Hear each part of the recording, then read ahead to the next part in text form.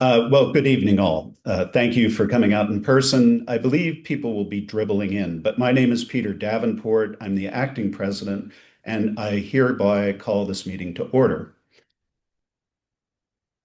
To our in-person audience, welcome back to our original home at the American Museum of Natural History. First time, I guess, in 6 years.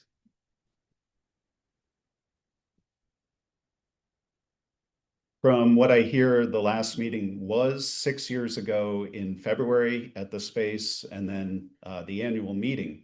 So speaking of which, well, tonight we have a fascinating speaker. Some of you have already spoken to him, Amar Ayyash.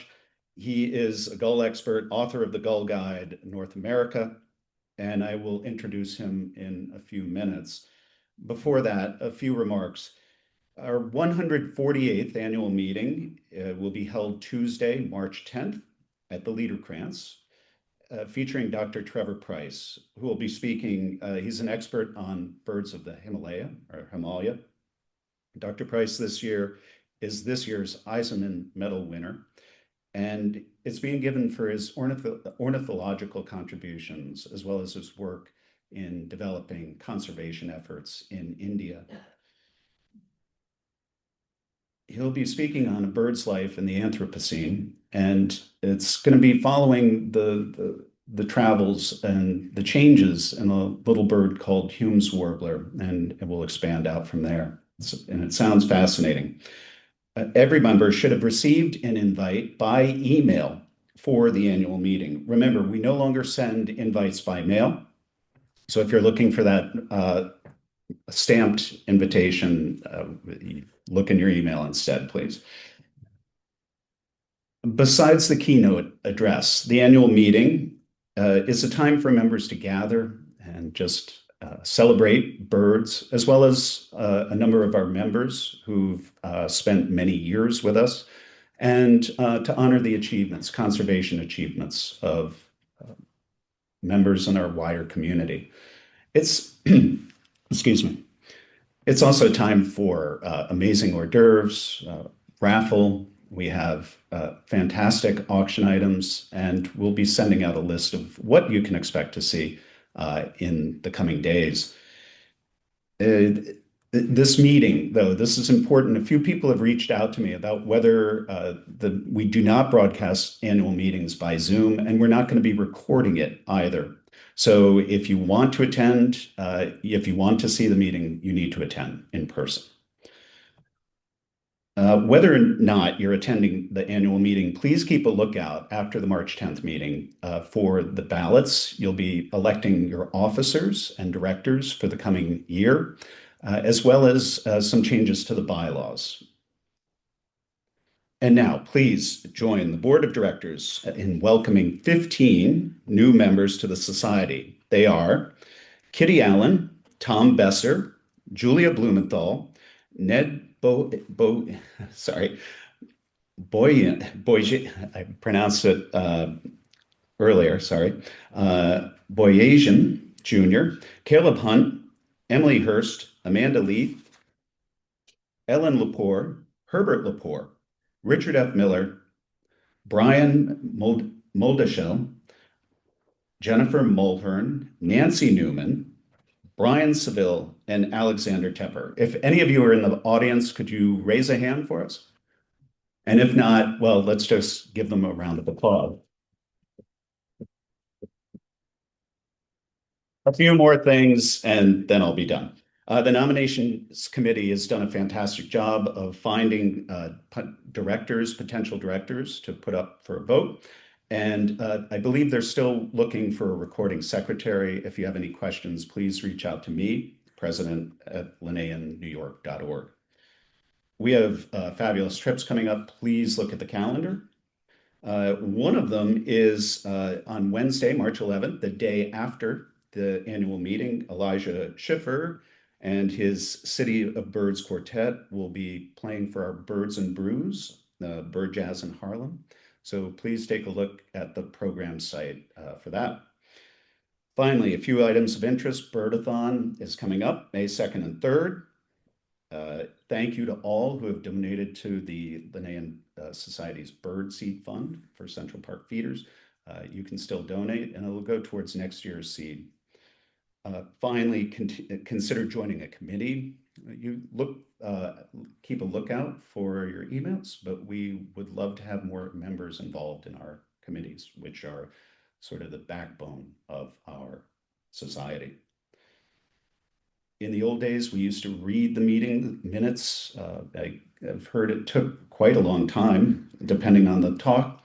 But instead, we ask that you just check them out on our society on the webpage. And now, let me introduce our speaker, Amar Ayyash. I had the privilege of talking to him for dinner before this event. Absolutely riveting talk about gulls. And I just bought a copy of his book. I've seen many of you in the audience with his book, and I'll let him speak for himself. So please join me in giving him a warm welcome. Thank you.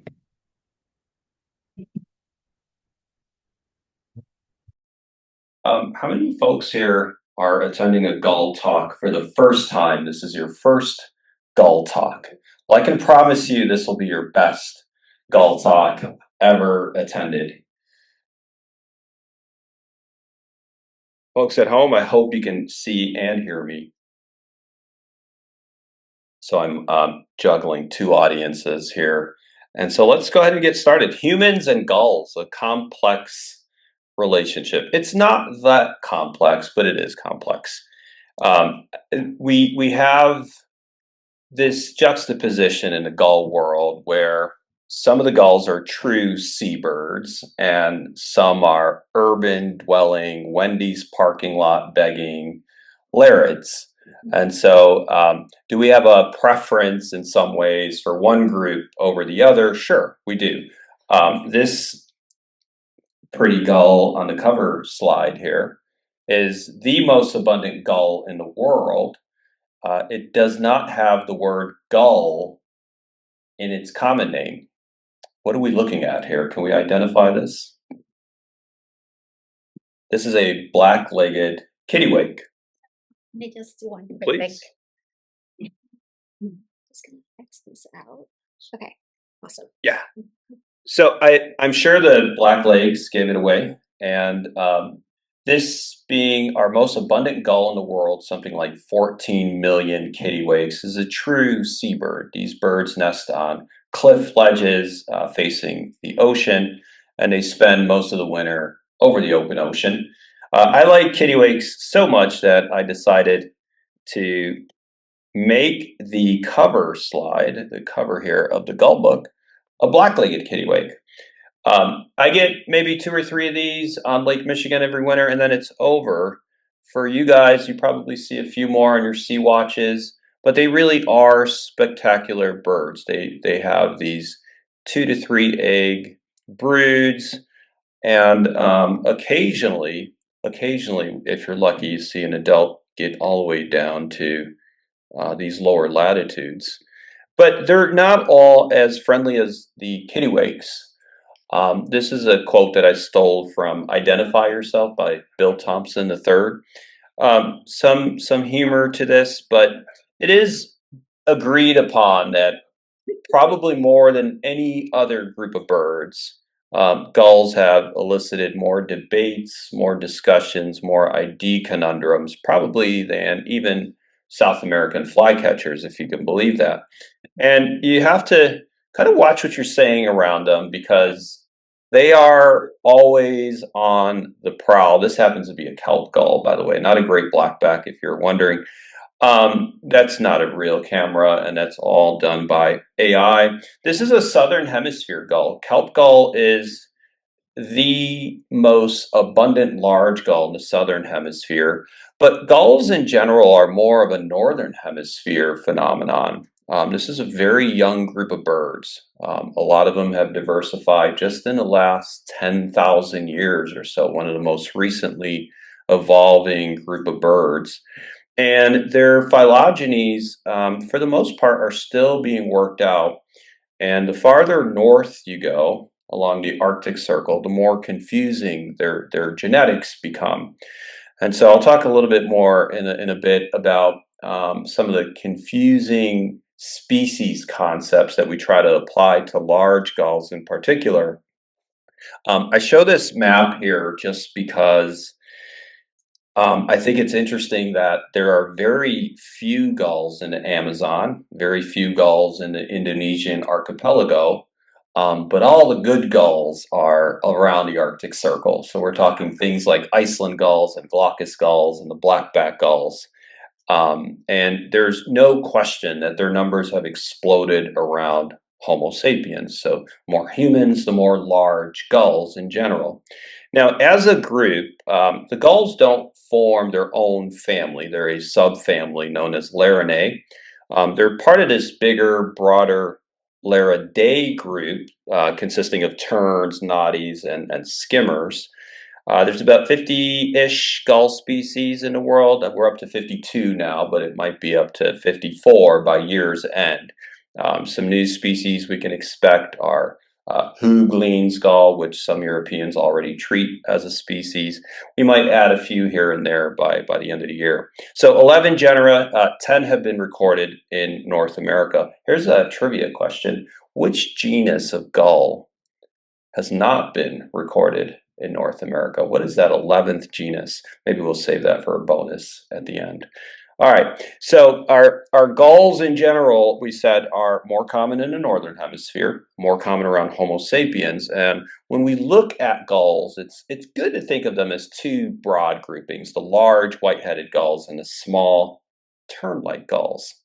So some fun comparison here. We have great blackback gull, our largest gull in the world, and little gull, our smallest gull in the world. So for reference, great blackback gull is about the size of a cackling goose, and little gull is about the size of a robin. Here they are on the beach together. These two were just in the last 15, 18 years in the same genus. They were all under Laris, and just in the last 15 to 18 years, their phylogenies have become a little bit clearer, and they now belong to these different genera that I mentioned. Great blackback, first cycle with an American herring gull for reference here. There is some striking structural difference between the two. And if you've looked at herring gulls enough, when you see a great blackback, it just immediately pops, doesn't it? They have this more peppered look to the upper parts, black and white peppered look, blocky head. So that is a blocky head for sure, and a very stout bill. Other ways to approach gulls is thinking of them as how many years do they take to become adult? And so we have 2-cycle, 3-cycle, and 4-cycle gull, or 2-year, 3-year, and 4-year gulls. The ones in red there are probably your eastern benchmark species. Those are the three, and I would even add laughing gull for you guys. Those are the 3 or 4 that, if you're just beginning with gulls, mastering their identification should probably be a priority, right? Herring gull is somewhat variable. I'll show you some slides showing the variation in herring gulls, but these 3 to 4, including laughing gull, are for the most part what your eastern field guides are making comparisons to. So when they say lighter, larger, paler, darker, they're generally referring to each of those age groups respectively. So with Bonaparte's gull being a 2-cycle gull, this bird on the right here is maybe 4 months old. This is October on Lake Michigan, and this Bonaparte's gull already has a gray back. So they don't leave the nest with gray backs. They leave the nest looking like this, mottled brown. And in just 3 or 4 months, they go through this pre-formative molt, and they replace all those scapulars on the back and become almost adult-like on the back. And so that's not what we expect with 3-year and 4-year gulls. The progression is much longer. And so with more time comes more variation, and that's to be expected, right? So the longer it takes to become adult-like, the more variation you're going to find in that species. And this doesn't just happen with gulls. Can we think of other groups of birds where this happens? Eagles, gannets, right? Some terns. And so there is an interesting question to be asked here. Why? Why do these birds require 3-4 years to become adult-like? Why not say like a Kirtland's warbler hatches in June, next June it's on territory breeding as an adult? Why this time delay with gulls and gannets and eagles? So we'll try to answer that, and I hope you guys have some good answers or good comments, including the folks at home. Why, with some of these gulls, do we have 2-year, 3-year, 4-year gulls? And so, with our 4-cycle species, here are 4 different species. These are 4 big brown jobs, not little brown jobs. And do you recognize any of these? Where is the herring gull? This is your most common large white-headed gull. If we could just give some direction here. Bottom left. Thank you. Herring gull is this kind of nondescript, really nothing in particular about herring gull that we say makes it a herring gull. Now I can point to the other 3 and tell you why the other 3 are what they are. For example, lesser blackback has this whitish breast. Overall, this white ground color to the breast in first cycle, has this eye mask, this long attenuated look here along the wings. Thayer's gull, or Iceland gull if you prefer, is kind of neatly patterned, more frosted on the wing coverts, has this pale edging on the primaries. So these sort of things aren't difficult to point out, but what is it about a herring gull that's special? Really nothing. That bill can be black, it can be bicolored at an early age. The wing coverts can be much plainer, much more patterned. Immense variation in something like herring gull. This one's kind of a bonus here. We don't really expect them in the East. I'll give you a hint. Utah state bird.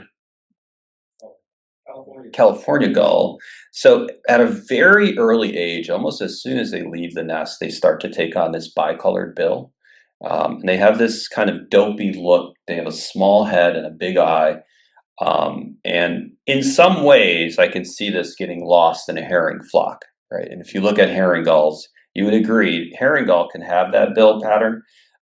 Everything about that bird can be herring gull. One of the things they often show is more anchor patterns on these scapulars.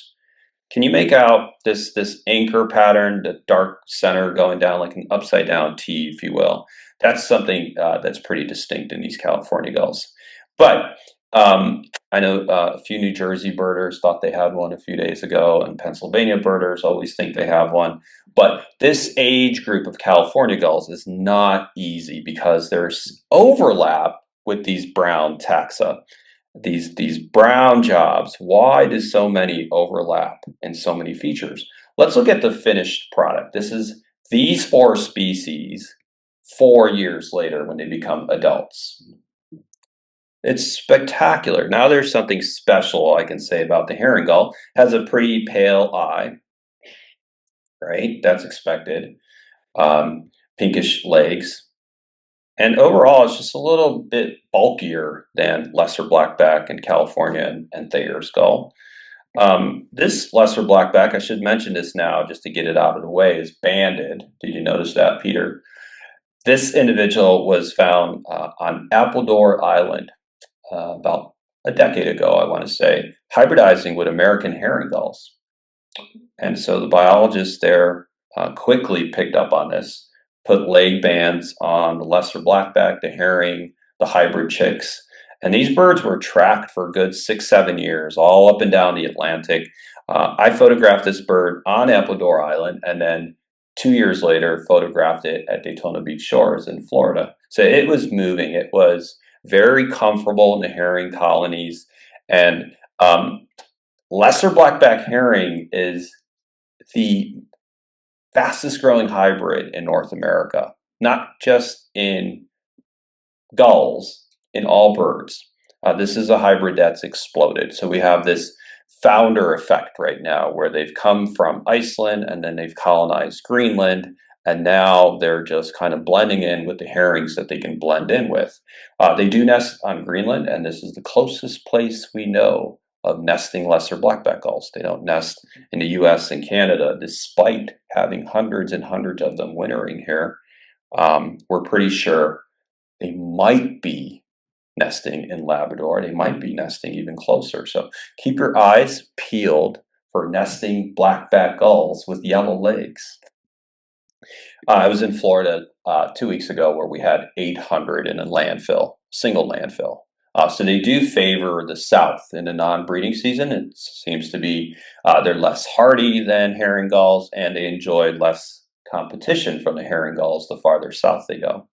So what do we have here? These are all herring gulls. And that's the phenomenal thing about herring gull, probably the most variable beast we have in the gull world.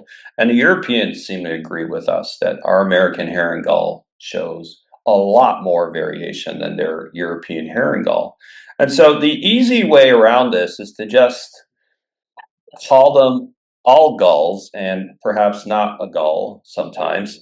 But no, if you're looking for some diversity, we do have some diversity in gulls. A lot of it comes in the shape of their bill, the color on their head pattern, maybe the color around the orbital ring. So this one here, 2A, we should know very well. What is this 2A here? Ring-billed gull. It's our only large gull that never shows red on the bill, which is phenomenal, right? Because this theory about the red is used for chicks to peck at as a target, that kind of falls apart when you look at things like ring-billed gull. So maybe they use a black target, right? Or you should know this one right here next to the ring-billed, this individual. Bonapartes. They have the earmuff, the all black bill. They don't have the black shawl around the neck like kittiwakes would. How about this one here? Bonaparte's closest relative from the old world. Black-headed gull, another one that seems to be increasing now that the sewage ponds and the sewage outflows in Newfoundland have been closed. They used to attract 100, 200 black-headed gulls, and now those black-headed gulls have to find other places to feed in the winter. So we're seeing them in places like North Carolina, Texas, Florida. Black-headed gulls on the move. This is one to watch out for as well. They have hybridized with ring-billed gull. Right here, this one with the bulkier bill. Laughing gull. My friend Kevin Carlson said he can identify 90% of gulls just from the head without looking at anything else. I don't know about that, but that's what he stands by. 90% of gulls. This one here in the center has a lot of lipstick on, menacing eyes, a lot of fine streaking on the head. Lesser blackback. That's kind of a distinctive feature in the winter. We had at least one at Central Park today at the reservoir, and that's the first thing that popped. It wasn't the size or the yellow legs at a distance. It was, oh, it has a very, very streaky head compared to this thing. What is this blackback? Great blackback. So for whatever reason, great blackbacks in basic plumage in the winter decide not to take on head streaking when most other large gulls take on head streaking. Some phenomenal variation here, eye color, bill shape, orbital, all of these things. But you guys want something prettier. The small tern-like gulls seem to be favored in the bird world.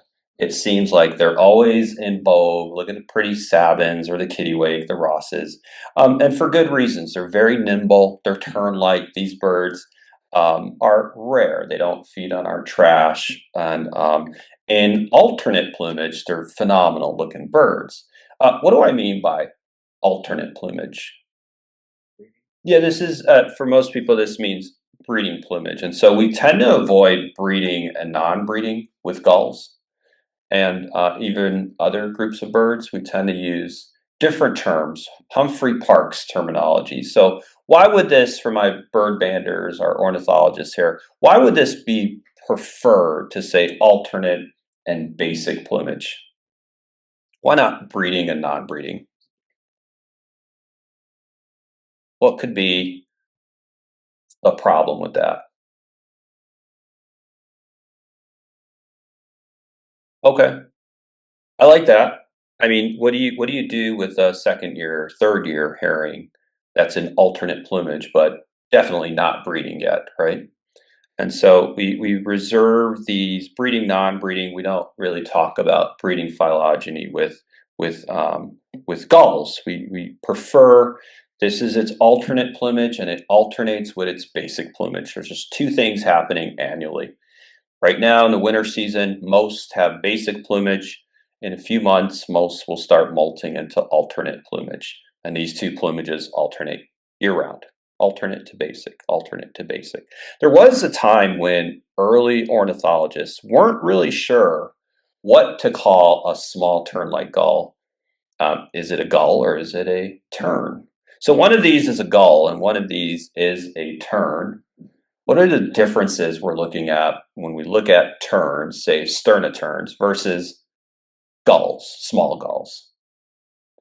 They do have rounder heads, the gulls do. They do have shorter wings. Overall, the tail pattern differs, right? The beak structure. The terns, these smaller terns at least, have shorter legs in general. They do have shorter legs. It's too bad this gull isn't standing here. But can we ID these birds? They tend to associate with each other more than this gull associates with gulls. What's the gull on the bottom? It's a little gull, yeah. Beautiful juvenile. It's thought that there's about 400 pairs of little gulls in North America. They're still actually making this trans-equatorial migration across across the Atlantic for the moment. We don't actually know how many are breeding in Europe and come to North America every winter versus those that are breeding on the Great Lakes and in Hudson Bay. So this is a newcomer for the most part. Little gull, lesser blackback gull, and black-headed gull are fairly new to the New World. So interestingly, when we see gull flocks and these small tern-like gulls descend on the flock, they usually like to rest with terns. I have laughing gulls, a few hundred in the back here, with some terns in the foreground. These are fun for anybody who likes tern ID. There's about 4 different terns in here. Yeah, there's Sandwich here with the Royal. What else we have? Foresters in the back here. Okay, and what's this fellow? Bonapartes. This bird came in, it hovered over the laughing gulls. This is in Florida, and it says, no, I'm going to go sit here with the terns. It's very interesting behavior. We see this very often with the small tern-like gulls. They would favor being with terns than with gulls.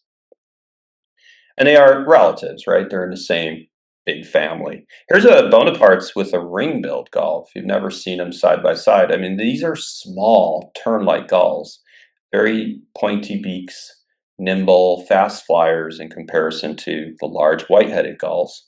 Among these small tern-like gulls are some of the most coveted birds in the world. Ross's, Ivory, I was telling someone this morning, it doesn't matter where you're from and what bird list you keep from which continent. Ross's and Ivory are rare everywhere. There are just so few of them. These Arctic ghosts that if you get to see one in your lifetime, you are a lucky birder. But my favorite is this one here. Do we know how to pronounce that? How do we say that? Sabines, Sabines, Sabines. I've heard all of those, and I don't know which one is the correct pronunciation. I use Sabines, but this is our longest migrating gull, and it doesn't seem to have been impacted by humans at all. The colonies in the Arctic, that's where they breed, are doing better than ever. They don't seem to be in any type of trouble at the moment. They do migrate all the way down to the Pacific Ocean, where they spend a winter off of Peru and Chile. They are pelagic birds in the non-breeding season. Here's an alternate adult. Notice I said alternate, not breeding adult. One of the suggested names for this one is fork-tailed gull. And I'm not too crazy about the name, but if it has to see a name change, I guess fork-tailed might work. I like elegant gull, but I digress. Okay. I'm just trying to have this parallel with terns. We have elegant tern. How about elegant gull? Do we have fork-tailed tern? Maybe. Okay. So, anywho, the Sabines in the Canadian Arctic are so loyal to their breeding grounds. There is some breeding site fidelity that's been written about. This is a map from a study that was conducted about 10 years ago where they fit mated pairs with geo-trackers. And they found female go into one ocean, wintering off the Pacific, and the male go into another ocean, wintering off the Atlantic, and then regrouping 8 months later, 6 months later, and nesting just feet away from where they nested the year before. This is phenomenal. Our first documented example of divergent migratory pathways, where birds from the same colony, a mated pair, decide to winter on different oceans and then come back and breed again. So who knows how many years these birds have been making these thousand mile journeys, but somehow they find their way back. So these two here are not small gulls, but they're also not large gulls. This is an intermediate group. And we only have two of them, the hooded gulls, Franklin's and Laughing.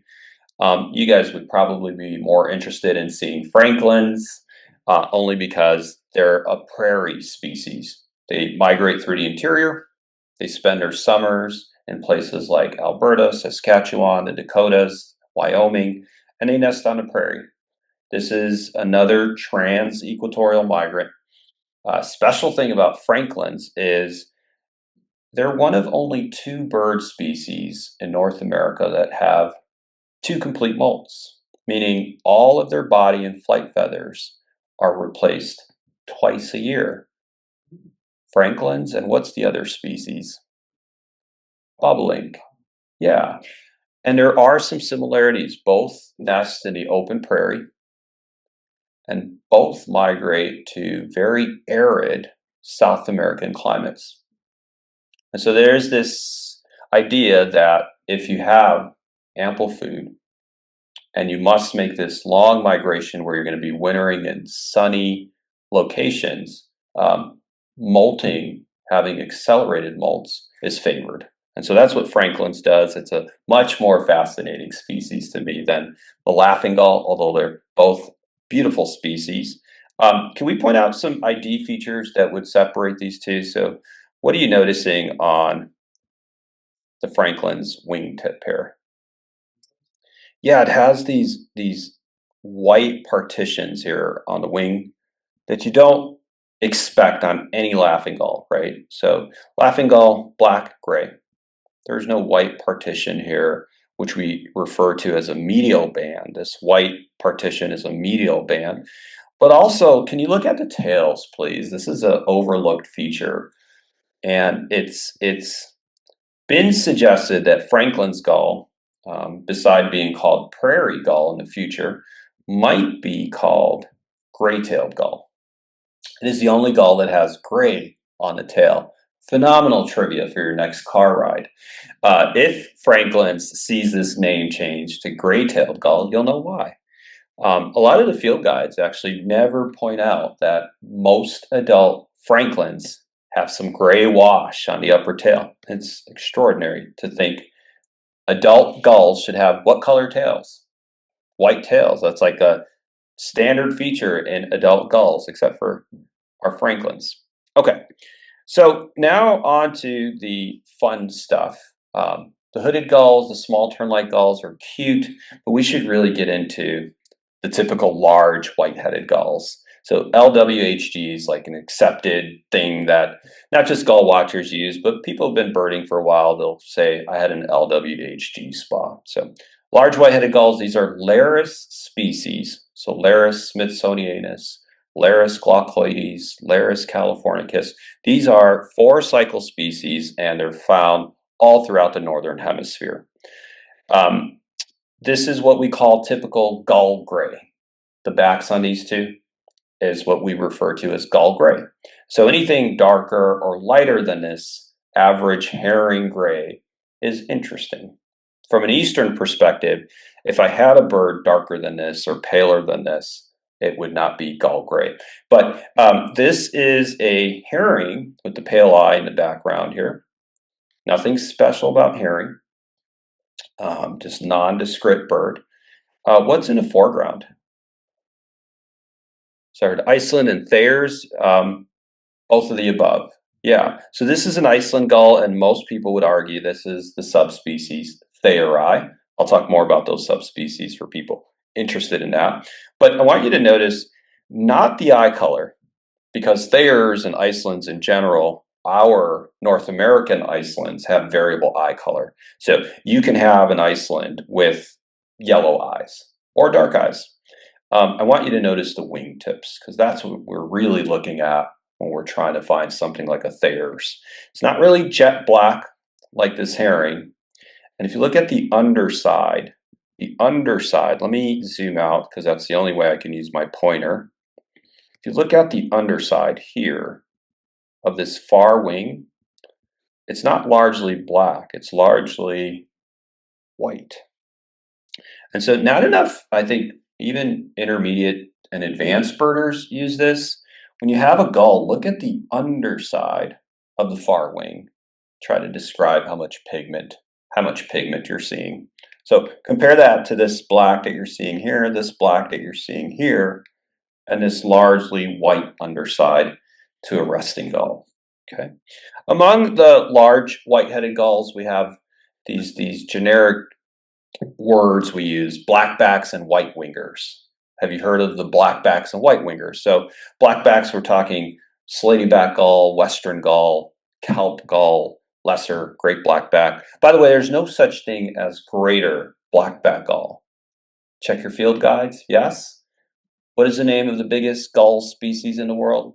It's just great blackback gull. Sounds odd saying that, right? Because we have greater yellow legs, lesser yellow legs, greater scop, lesser scop, but it's just great blackback gull, which is great, right? So what about white-winged gulls? What are we talking about? There's only 3 white-winged species. We have glaucous gull. This is the poster child for white-winged species. Glaucous gull has this circumpolar distribution all around the Arctic, every northern continent. You can find them in Asia, Europe, and North America. What other white-winged gulls do we have? Iceland gulls. And glaucous wing, if you're ever in Alaska or somewhere in the winter in California, Oregon, glaucous wing is another white-winged gull. And the reason why we call them white-winged gulls is because when you look at the underside of the wingtip, there's very limited pigment. It's not that the upper side has to have all white wings, it's that when you look at the underside. So sometimes you'll hear people say, I had a white-winged herring gull. It's a herring gull that just shows very limited pigment on the underside of the wingtip, okay? So it's a real accepted term, white-winged herring gull. We're talking about the underside of their wingtips. So I spent about 6 years writing the Gull Guide, and one of my projects was going to measure hundreds and hundreds of specimens, actually thousands. I was doing that this afternoon here at the museum, measuring short-billed gulls and Kamchatka gulls. So we have this Kodak grayscale, which is really easy to use, from 0 to 19. You put it against the scapulars, the newest scapulars of a gull, and you measure a Kodak grayscale value. And so I wonder if we can practice with the Kodak grayscale. And now there's no quiz on this. You won't be quizzed in the field. What color Kodak grayscale did it have? Nobody really uses these numbers in the field, right? But they're very useful when you're reading the literature, okay? So I have 3 common North American species here. The one in the center, I'll give you this one. This one is a herring gull. Paler gray, pink legs, pale eye. And then you guys ID the other 2.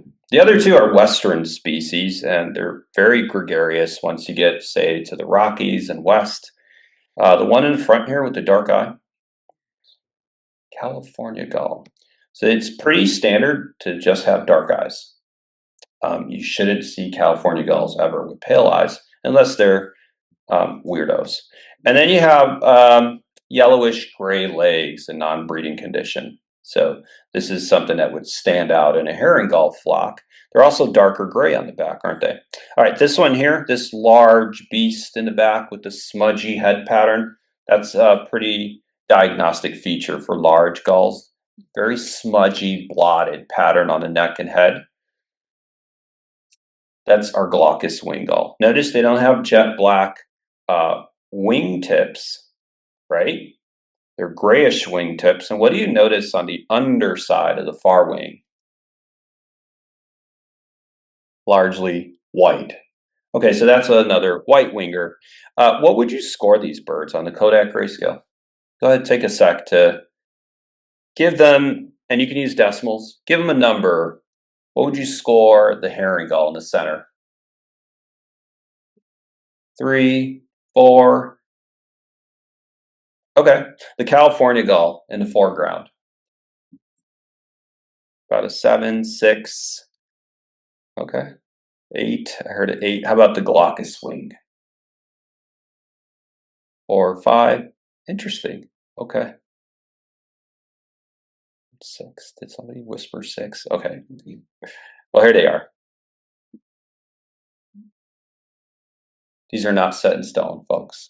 So as I was measuring these things in museum collections, oftentimes I would, if I was confused about a bird, I'm getting different reads from this side of the wing to that side of the wing, I would call someone over, they would measure it and say, no, I think it's a 5, and we'd go with somewhere in the middle. It's fun, but you should know that there's, even among species, this intraspecies variation. And this is all in the introduction of our gull guide. These are both glaucous gulls, which is incredible, right? Glaucous gulls are second biggest gull in the world, but not all of them. This one here, Luceretes, the Canadian subspecies, is among the largest and palest glaucous gulls. This one from northern Alaska, Barrovianus, is the smallest and darkest glaucous gull. So you might have this one next to an Iceland gull, and they really look similar in size and color.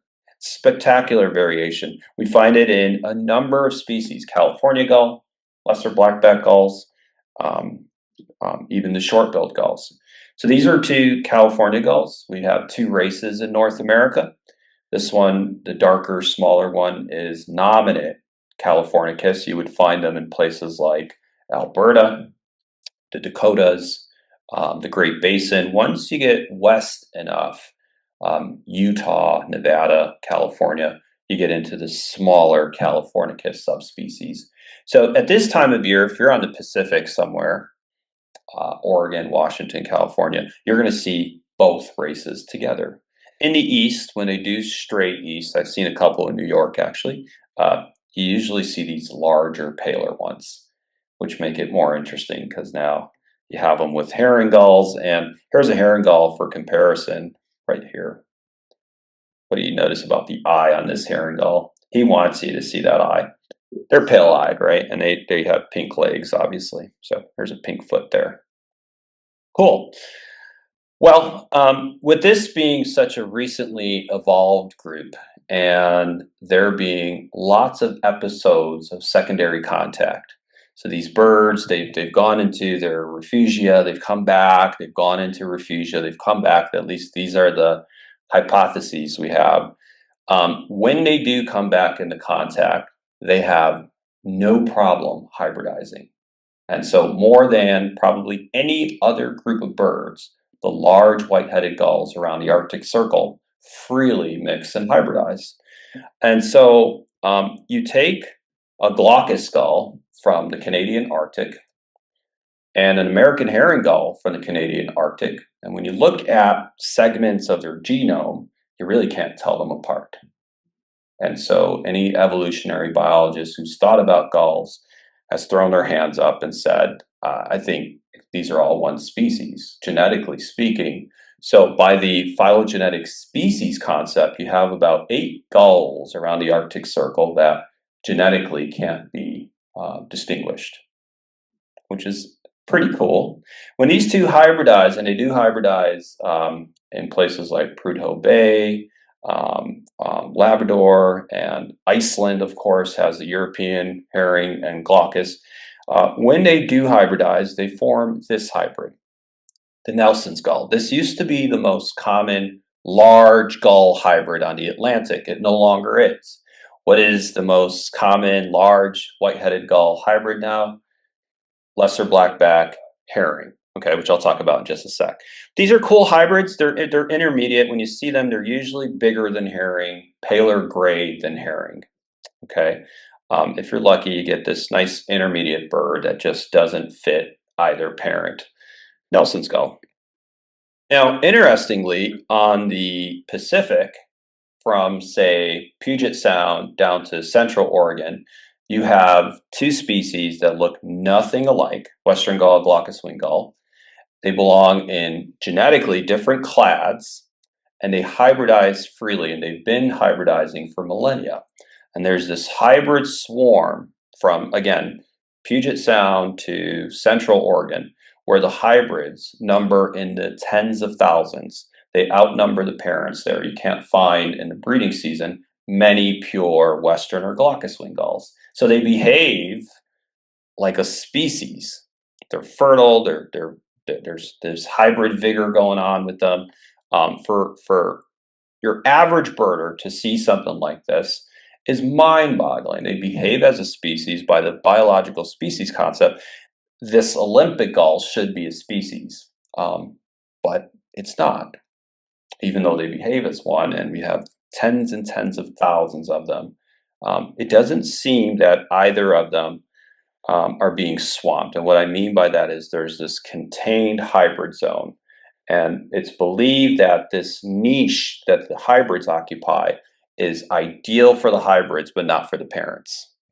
And so you go north a couple hundred miles into British Columbia, glaucous wing. You go south a few hundred miles into California, Western gulls.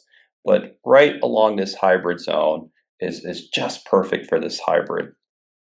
All right, lesser blackback herring has been called Appledore gull. Look for these birds. They're darker than herrings generally. They're darker than herrings, okay? And one of the most telling signs of these hybrids in the non-breeding season, like right now, is ambiguous leg color. Kind of pinkish yellow blend, kind of sherbet colored legs. This one is fairly pink, and they could be pink and they could be yellow.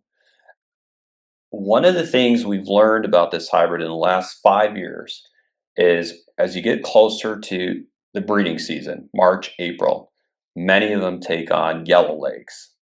So they go from this ambiguous leg color to just straight yellow leg color. I'll show you an example of this. So here is Pierre. This is the individual from Appledore Island, where we get the name Appledore gull now. Pierre sired all these hybrid chicks, and here it is with one of its chicks, F07. What would you guys identify for the connoisseurs out here? What would you identify this brown job as? Lesser blackback, probably. It looks more like a lesser blackback than a herring. It has this attenuated look to the rear, conical shape to the body. It does have that golden hue to the pale edging on the upper parts. Amazingly, I'll show you what this bird looked like 3 years later in a few slides. But to speak a little bit more about them as a general rule, this is my rule, this is my opinion, just from seeing, I think, dozens of them in Florida. They generally tend to be paler than laughing gull. If you have a bird that you think is darker than herring, but just slightly paler than laughing gull, you probably have an Appledore gull. So here's a good example of this. Okay. The other thing is, again, the genes express themselves how they want with these hybrids. So they could be dark, they could be pale. So here's one here that I think is a hybrid. This is a definitive adult. Most people would call this a lesser blackback gull. But this bird being a definitive adult, we see the open wing and we see what's happened on the wingtip. It has no subadult features. The leg color is bothersome enough to not want to call this a lesser blackback, right? So the people who are on our morning walk, how do we know this is an adult? White tail, black wings here with the white apicals or apicals. So look at what happens here. One of these is not an adult, but they're both lesser blackbacks. So there are age-related caveats with these gulls, right? This is not a definitive adult lesser blackback, so it's okay to have pinkish legs. That's fine. So don't report this as a hybrid. It's just a subadult lesser blackback. What's missing on these primaries? The white apicals, right? And those aren't mirrors, they're just apicals. And then you look at this bill pattern and you make up your mind here. This is not an adult. So anywho, this FO7 that grew to be a fourth cycle, and we have photos of this bird for 4 years, ends up looking like this, almost as an adult now. So the leg color, I don't really know what color that is. Yellow, pink, maybe yellowish. Grayish. It's ambiguous, right? But the back is definitely darker than a herring gull and maybe just slightly paler than a Gralesii, lesser blackback gull. Cool. Good stuff. All right. Go busy yourself and find hybrid lesser blackback herrings because they start coming back in huge numbers in March as they're making their way north. They stage in places like Bucks County, Pennsylvania, on the Delaware River, really close to you guys. And so come March, you'll see more lesser blackbacks. You should. By April, most of the adults have moved to the breeding grounds. Phenomenal new addition to the new world. All right, Iceland gulls, everyone's favorite. One of the biggest conundrums we have in the gull world is what is a Kumleens gull? Kumleens gull, or Kumleeni. So the previous taxonomy, a lot of you will remember, Thayer's was a species. After being split from the herring gulls, it was a species for some, 3-4 decades. And just recently in 2017, it was lumped with the other Iceland gulls.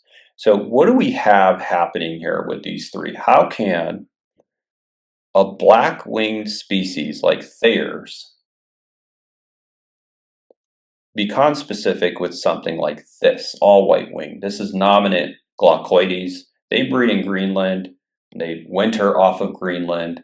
Most of them are found in the North Atlantic in the winter. A good number of them make it to Iceland, the Faroes, but generally speaking, most of them winter right here in the North Atlantic. So this is often referred to as a miniature glaucous gull. And in fact, there's no Iceland gulls that breed in Iceland. The type specimen, at least what they thought was a type specimen, was a glaucous gull. And they thought it was this thing, Iceland gull. They breed in Greenland, so they are North American because Greenland is in North America. And the intermediate race, Kumleeni, breeds on Baffin Island, northern Quebec, Southampton Island, but we don't know entirely what their range of variation is. So Kumleens gulls, folks, are believed to be able to have white wingtips like this, and some are thought to have black wingtips like this. So there were Canadian ornithologists, very esteemed Canadian ornithologists, who studied these Iceland gulls more than anyone in the world. They thought Kumleens gull nicely bridges these other two races, the darker, larger Thayeri from the Western Canadian Arctic and the smaller, paler glaucoides from Greenland. And so a lot of what we know about the Iceland gulls is information that hasn't been tested, hasn't been researched. There haven't been people that have actually spent seasons upon seasons studying them. These are some of the most least studied birds in North America. And the reason for it is it's cost prohibitive, for one. to spend about 2 weeks in the Arctic with sled dogs and helicopters, because there are no roads, there are no airports. You need about $20,000 for a team of 4 people. 2 weeks. Might not seem expensive, but what are you going to do in 2 weeks, right? And you don't have a very large window. And when you get up there in June, many of them are molting their primaries. And so the clues that you need for what this subspecies looks like versus this subspecies, they have these faded, ratty primaries that aren't going to lend themselves to study. So it's almost like these Iceland gulls do not want to be studied. The only way they're really going to be unraveled is if you ban chicks and put trackers on them and get them on the wintering grounds and then backtrack. What do they look like? But we really don't know. We really don't know what defines a Kumling's gull and what the extent of variation in these taxa can be. Phenomenal species, you have differences in orbital rings. This is one of the things sometimes used for identification. The Iceland gulls are, them and the glaucous wing gulls are only North American large gulls with pinkish orbital rings. So this is fun, that's cute. This is thought to be under strong sexual selection. There's been studies done, not just in North America, but Europe and Asia, that show birds with brighter orbital rings have larger clutches and have more prime breeding territory than those with weaker colored orbital rings. Pretty interesting fact there. So here's a quiz for you guys. Are both of these birds in alternate plumage? Or is one of them in basic plumage? Yeah, so the Iceland looks like it has a good amount of smudgy head markings there. We would call that basic plumage still. So if it was all white-headed, we would use alternate plumage. And so it seems like it's black and white, but what's happening with this Iceland gull is it's probably molting its head right now as we speak. This is March, by the way. So here's a good example of this again with the California gulls. You have this breeding aspect, non-breeding aspect. One of the things I'd be happy to share with you guys is in these large gulls, when you look at their wing tips, and I know you've probably never thought about this, but they are species-specific fingerprints. And so there are people, probably in this room, who could look at a gull's wingtip and narrow it down to it's either species A or B. But one of the things we've learned just recently with banding studies and tracking these birds is as they get older, the general rule is they lose pigment on the wingtip and gain more white. So these are both short-billed gulls, which is really difficult to believe with those differences in wingtip patterns. But we might say the one on the left is maybe a younger adult, maybe a 3 or 4-year-old, 5-year-old, and the one on the right might be a 15 or 20-year-old. These short-billed gulls, ring-billed gulls, average 25-year lifespans. 25 is not unusual for a ring-billed gull. Herring gulls make it up to 35, 40 years old, which is something to be appreciated. So slaty-back gull, I know some of you saw the one at the reservoir here a couple years ago. The gaudy string of pearls is here on the left, right? So this is what we refer to as the string of pearls, these white tongue tips. Okay, this is a white tip here, which used to be a mirror. And so if this bird was a younger adult, it may have looked like this. It may have looked like this one. And so this is real data that we know about these gulls now. As they age, they lose some of the pigment in the wingtip. And so if you're looking for slaty-back gull, you might want to change your search image a little bit. All right, I have a lot of herring gulls where I live. I live on the Great Lakes, and the most common large gull for me is herring gull. And I've seen these things eat chimney swifts, mice, cicadas, corn, crab apples, picking through full diapers. They are generalists. And it's phenomenal to think that in the morning they may be feeding on a fish carcass on a beach somewhere. Afternoon, they're in a landfill. Before sundown, they're in some wet field feeding on worms. These are generalists. They're constantly on the move, okay? And I'm mentioning that for a reason. Notice the variation in their plumage here. These are both first cycle herring gulls. They may have come from the same nest for all I know. But one is pale, one is dark, one has a bicolored bill, one has an all black bill. This is some of that variation you start to get comfortable with the more you look at these urban dwellers.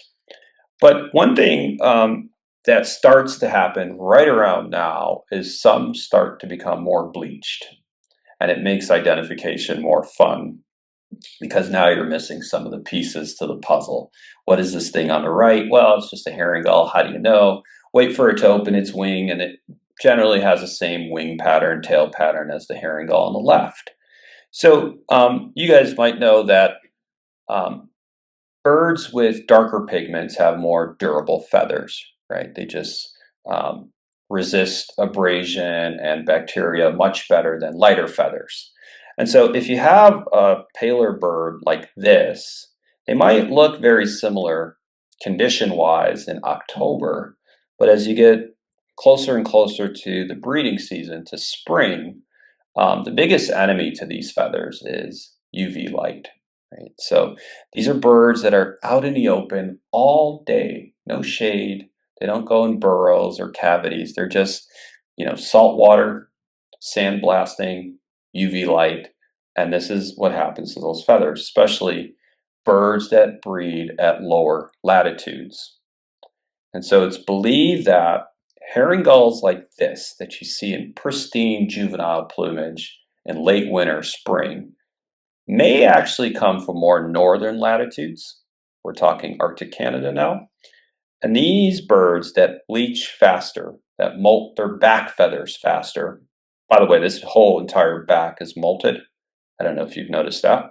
So these feathers we're seeing with the brown shaft streaks, these are new post-juvenile feathers.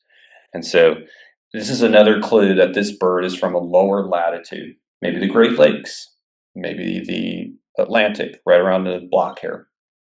So what happens is these birds make it a priority to leave the nest with weaker juvenile feathers, and they have plenty of time to molt them over the fall and winter. Whereas these birds, these long distance migrants, come equipped with more durable juvenile plumages. They see less molt, less bleaching in the winter. Interesting. Ring-billed gull has a lot of this same variation, except this one is not really bleached here, right? This is a typical first alternate ring-billed gull. It's already done some head molt, some breast molt. So these differences you're seeing on the beach a lot of times, you might think different age group maybe, different species. Same age cohort here. You just have this juvenile with juvenile breast feathers, head feathers, just hasn't molted that yet. And for whatever reason, this bird here has molted those breasts and head feathers. Same age, first cycle ring-billed. All right, a question I want to circle back to. Why do these gulls take a number of years to maturate? Why not 10 months, 11 months, complete formative plumage, and boom, adults? Why the brown mottled plumages for a number of years?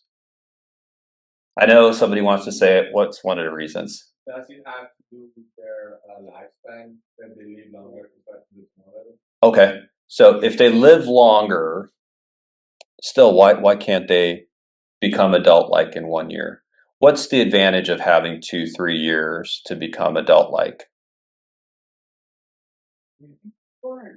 Okay, I love all this. Yeah. Migrate a lot. They have, set feeding grounds with fidelity sets, so they ought to learn those first before they go straight to breeding. Okay. Stronger feathers. Stronger feathers with the brown mottled feathers. So these birds, when they fledge, when they're free flying after they leave the colonies, they can be just as large, if not larger, than their parents sometimes, at least fatter. So size-wise, when they fledge, like fully fledged, they're full-size birds. The only thing growing maybe is the outermost flight feathers and maybe the beak for a few more weeks. But this longer lived, the longevity answer, I like that because if you're a generalist, like a herring gull, that's going to tap into tens of resources to feed, not just crabapple tree or feeding on this caterpillar or this type of seed. You need time to gain experience, right? You can't possibly learn all of this in 10 months. And so it's thought, and this is just a hypothesis, one of the things herring gulls and Iceland gulls and blackbacks and westerns and Californias do is one, they use that time to signal to conspecifics. We are not breeding. We are no competition for breeding grounds or a mate. We physically don't have reproductive organs to breed right now, and we're not on the market. We're just learning. We're not up here in the hierarchy of feeding. And usually, if you see a lot of young gulls on a beach somewhere, or you see a lot of young gulls just in general in some location, it usually means that's not prime feeding habitat. So in the summer, when you see all these young laughing gulls, ratty, molting birds, they have second dibs, let's say, on whatever's left after the adults take the best feeding grounds. So nobody said camouflage, which was interesting. Nobody wanted to say the brown plumages are for camo. It only works for a few weeks, right? There is a chick in this photo here. Does everybody see it? This is on Lake Erie, a little colony on an island that we banned herring gulls on in June. And if you're not careful, you can literally step on these chicks here. Here it is right there. Yeah. So camouflage is great for these downy young. They do leave the nest within a couple days. They can see, they can walk, but they generally stay around the nest for a couple weeks. Yeah. How many juveniles are you guys seeing here?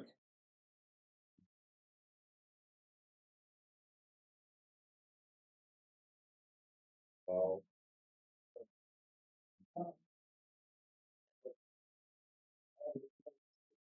Okay.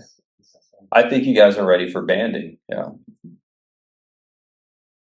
So I find it fascinating. Here they're nesting under this canopy, and above us are cormorants, black-crowned night herons, great egrets, great blue herons, literally 1,200 waders in the treetops, dropping fish and other things on us all day.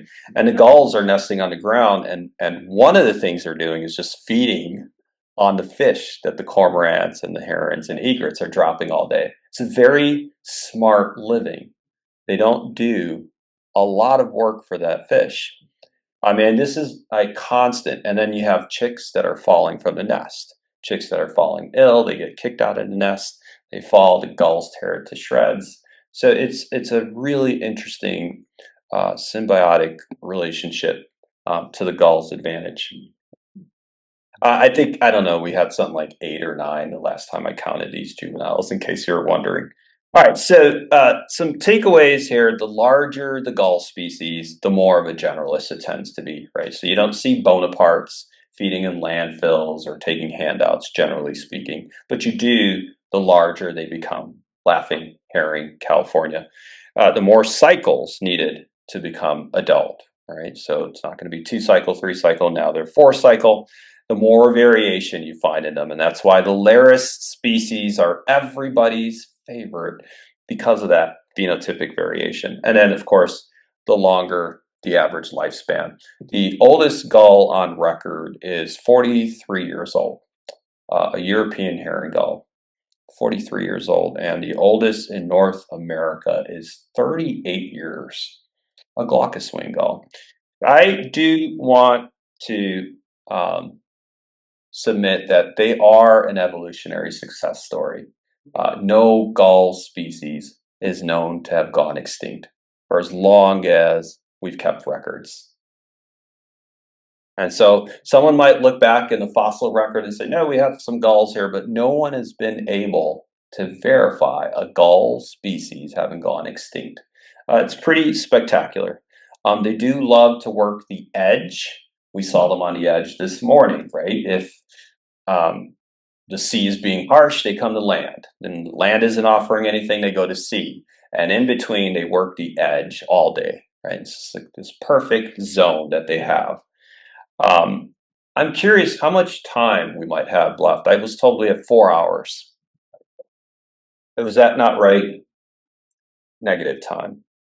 So I hope, folks, that you have some good questions. And I know people usually come to these talks because they have a burning question. But I'll leave you with this. The next time you encounter a gull flock, I hope that it falls in favor with you.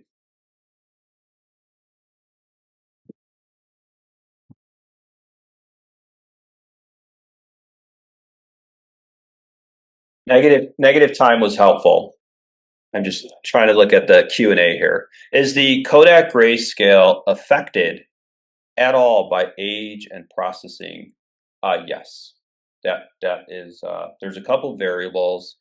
We try to use the freshest feathers, and obviously it's much nicer to have live birds when you do this. And so we take grayscale values from people that catch gulls. But those numbers are less, obviously, than the ones that we get from museum specimens. So again, you take the freshest feathers, which have the least wear and fraying on the edges, and you try to measure those for a more accurate representation of what's happening. We generally don't use third cycle, second cycle subadult birds, so this is just for adults, the Kodak grayscale.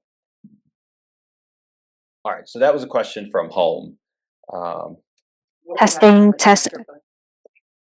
Okay, so this is for the Zoom audience. So if you all could speak loud so we can hear it in the room, that would be appreciated. So I think we have some time for questions. So if you have a question. Just a question about the hybridization. Oh, okay. So we don't hear the yet. Gotcha. Oh, so about hybridization. Only because we so commonly hear about this among ducks, but with ducks, there's generally a dominance where one species will start replacing another, like the mallards tend to take over the black ducks. Is any dominance going on in the hybridization of the gulls, or no, it's not? Any of that funny business that the ducks do. So it's not powering another organism. The gulls just freely, when they specifically are new to an area, they moved across the Bering Sea, say, for example. Yeah. Fantastic. So the question was, is there any resemblance or similarities with gulls hybridizing as we see in some of the waterfowl? And not that I know of. They hybridize to actually to pair up and propagate their genes. It's not this dominance thing and overpowering another duck that we see with the waterfowl. Yeah. Kind of weird, those ducks, I gotta tell you. Other question?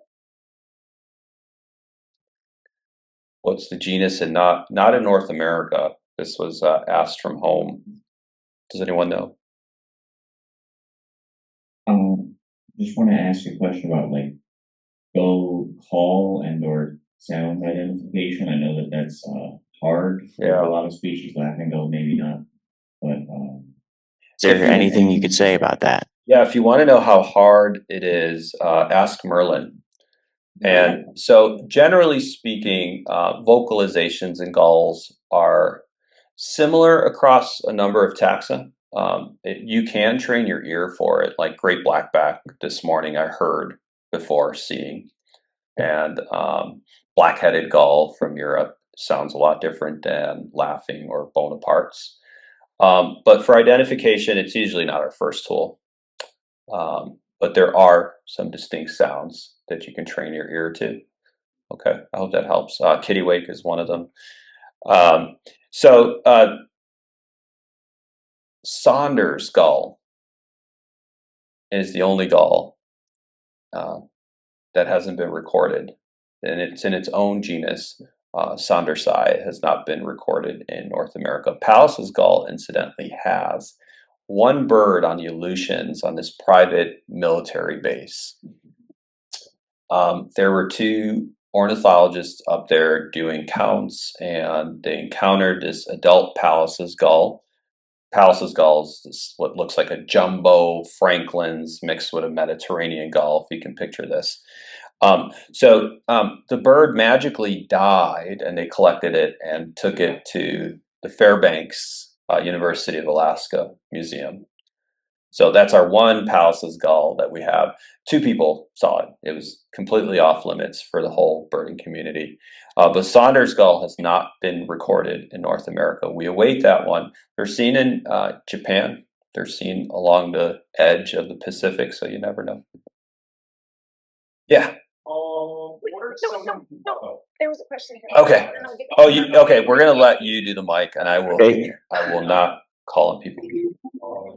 So, following up from the previous question about gull vocalizations, what do you think of the, I've seen this, I've noticed this very much in the Sibley guide, that there's some discussion of the, long call head position being different in large white-headed gull species. How reliable is that? And is there a good resource for this?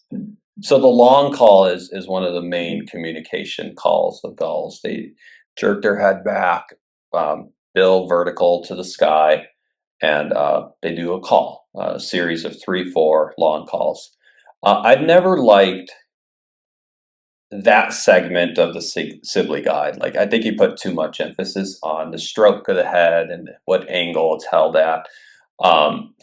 It's variable, I think, depending on how the bird feels. So I've seen California gulls where the tip of their bill almost touches their back, and that's never recorded anywhere. And then I've seen some very half-hearted, just waving kind of.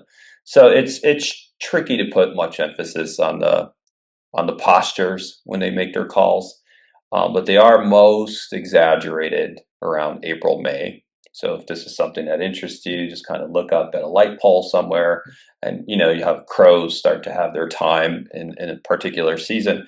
April seems to be the time when you see these long calls the most, when they're courting. You mentioned earlier with constantly changing Go taxonomy. What are some possible changes we could be seeing by the end of this year? One interesting thing, kind of relevant to us in the ABA area, is this push to just eliminate a bunch of subspecies. So Peter Pyle and some other folks out of the Bird Population Institute in California are pushing for, we have 2 races of Western gull and 2 races of California gull and 4 races of glaucous gulls and 2 races of Sabine's gull.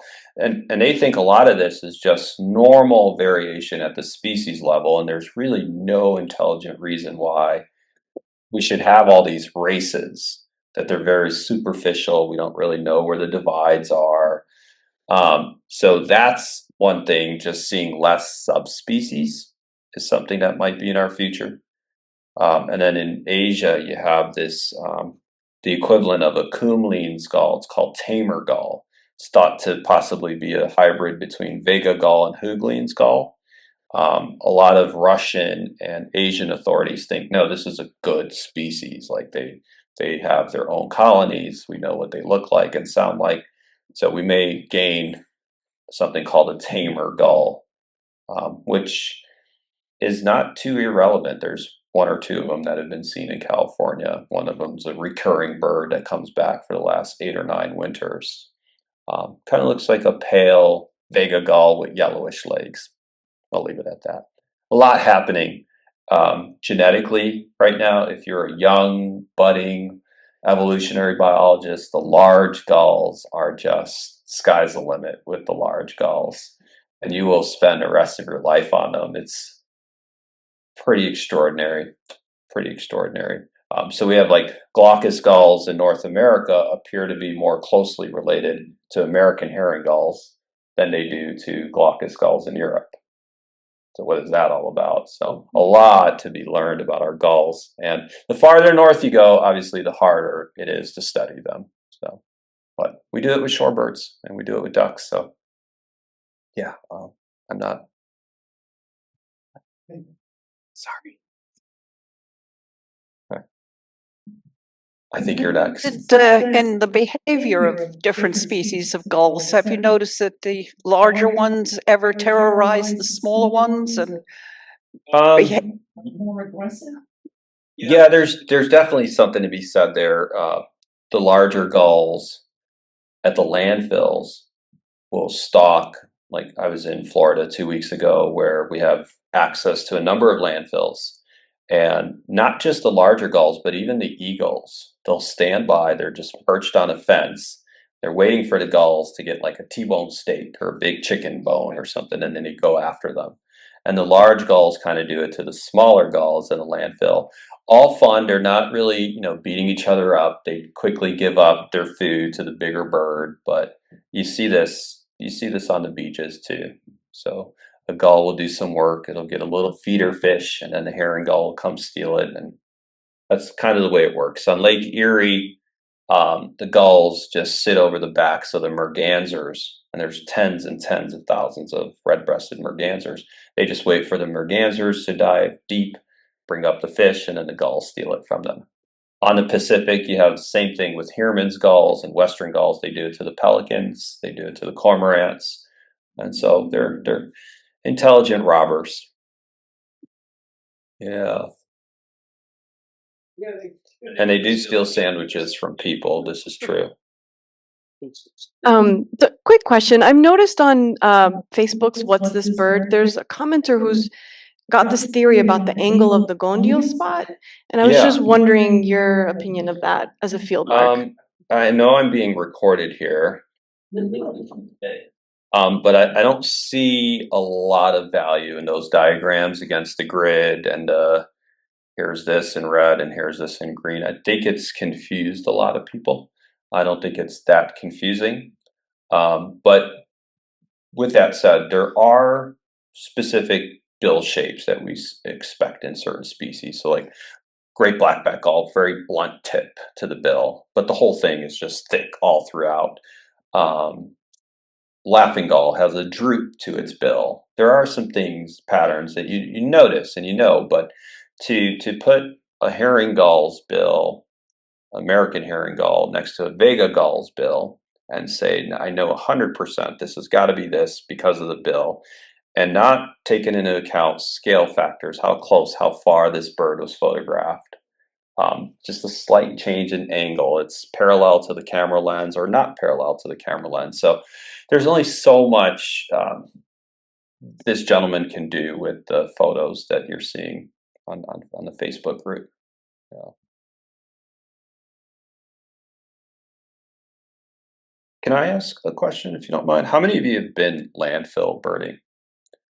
So that's amazing. And those of you who haven't, find a landfill, get some access, because our large gulls are largely sustaining themselves on the food we throw away.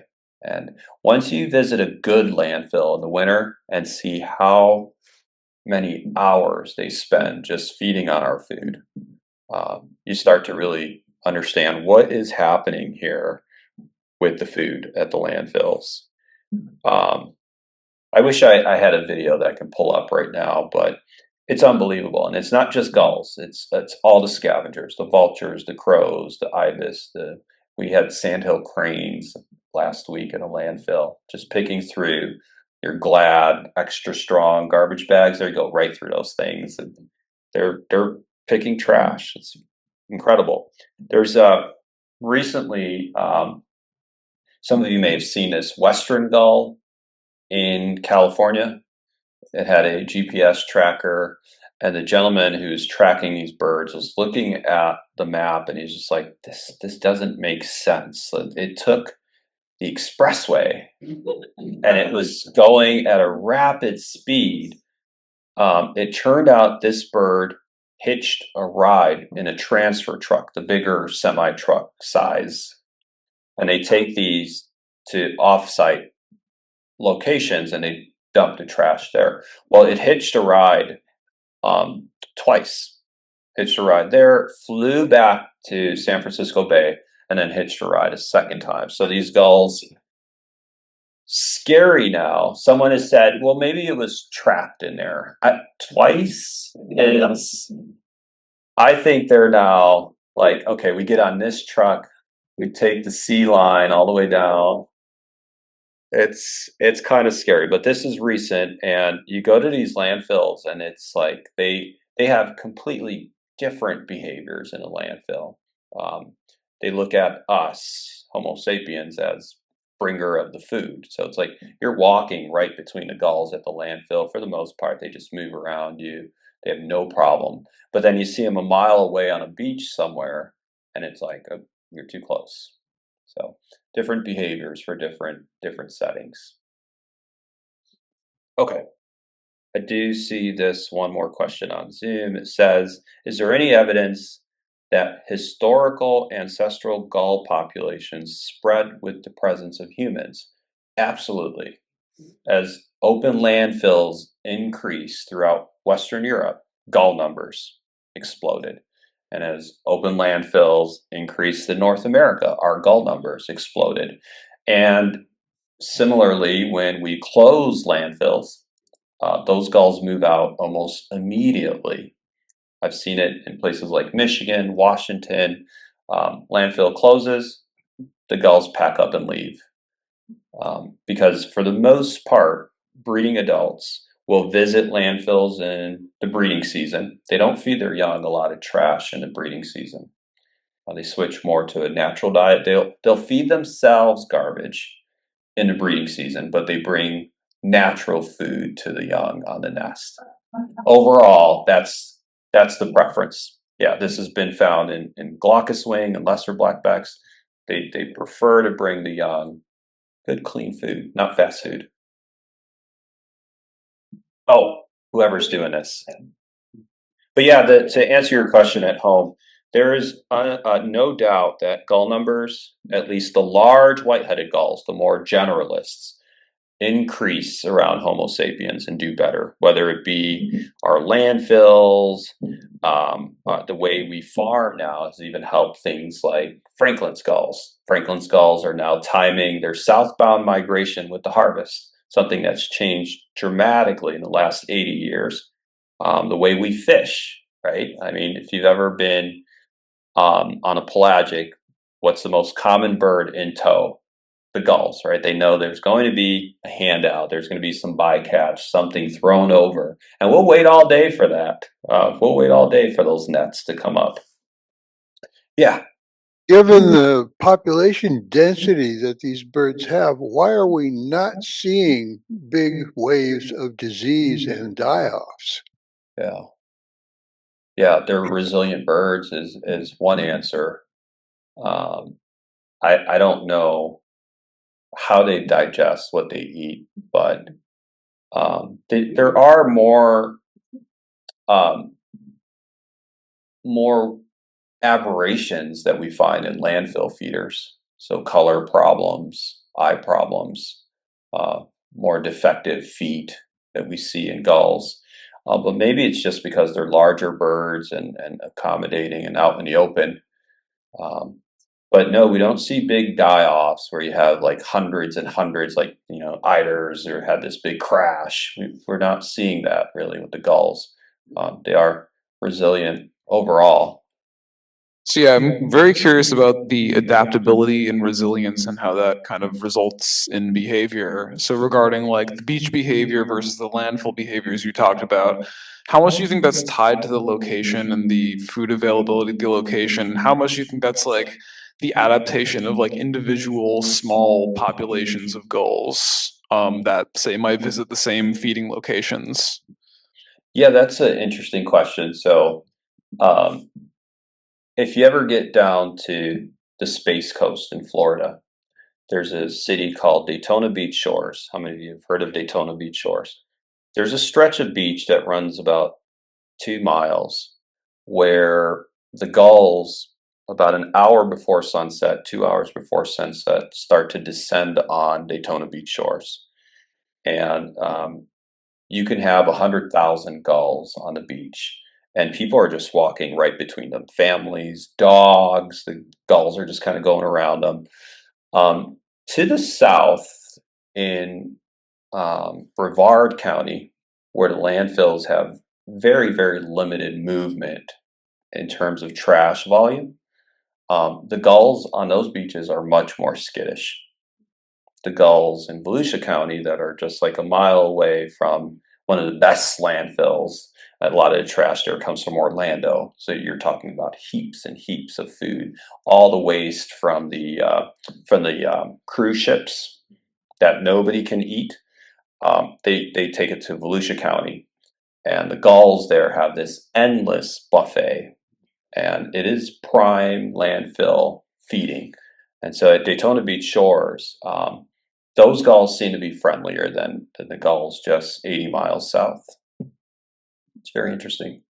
So maybe that kind of speaks to your question. I do think even individual gulls have personalities. I've seen them in the same flock. Like this one here is a bread hog.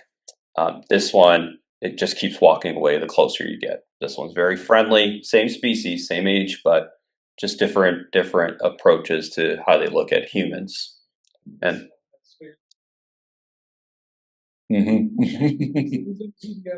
oh yeah. Yeah, well, gulls are predators, and perhaps, this is kind of gruesome here, but this is a killer here from Apador Island. When I was on Apador Island, I was introduced to killer, and they're like, "Do you see that gull there? That gull comes out every other day from its little cubby, and it grabs a herring gull from the neck, it shakes it, kills it, and a lot of times it doesn't even eat it; it just leaves it there." And it for no good reason, not unlike bad food years. This is just what killer does. This bird was tracked for 16 years doing this kind of stuff. Great blackback gulls. You guys, I know, have seen this more than I have. They will take a dove pea, they will take a merganser and swallow it whole. This is in Scotland, where you have great blackback gulls culling the rabbit populations. They naturally feed on rabbits. And there is a video of this that you guys can find on YouTube where great blackback swallows this rabbit whole. So imagine the crop, the gizzard here that's doing this work. They do have pellets, right? They regurgitate bones and fur just like an owl would. They're not as clean and compact as owl pellets, but this is what they do. Franklin's gulls on the prairies eat mice. The farmers actually don't have a problem with the Franklin's gulls and the California gulls. So lots of neat things to observe. Well, Amar, you 100% predicted what the quality of the talk that you would be giving us. And I think it's extraordinary that you spoke to gull beginners and gull experts in the audience, and I think kept everybody entranced. So thank you so much for joining us here.